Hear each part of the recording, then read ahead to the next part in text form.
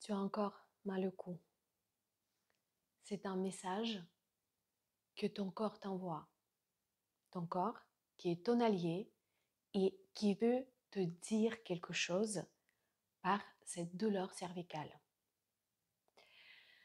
Dans l'approche psychosomatique, on dit qu'on a mal au cou quand on contrôle trop de choses, quand on n'a pas développé assez de flexibilité envers des situations de la vie.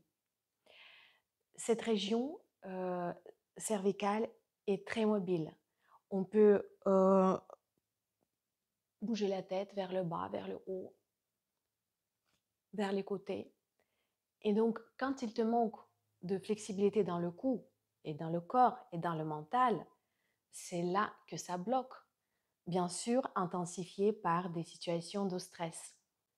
Quelles sont les solutions pour avoir les cervicales, les muscles du cou en bonne santé? C'est une région mobile, donc il faut bouger. Il faut faire des exercices pour étirer tes muscles du cou et également les renforcer.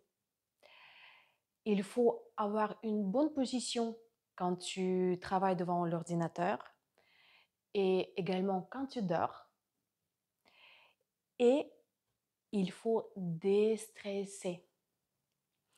Il faut arrêter de vouloir contrôler tout et tous et lâcher prise. Et quand tu penses que ton cou, ce sont juste 7 petites vertèbres fragiles, je vais te montrer que ce n'est pas le cas. En tout cas, à l'origine, cette région cervicale a été conçue pour faire des vraies flexions, des vraies extensions et de pouvoir bien tourner la tête vers la droite et vers la gauche, jusqu'à 90 degrés.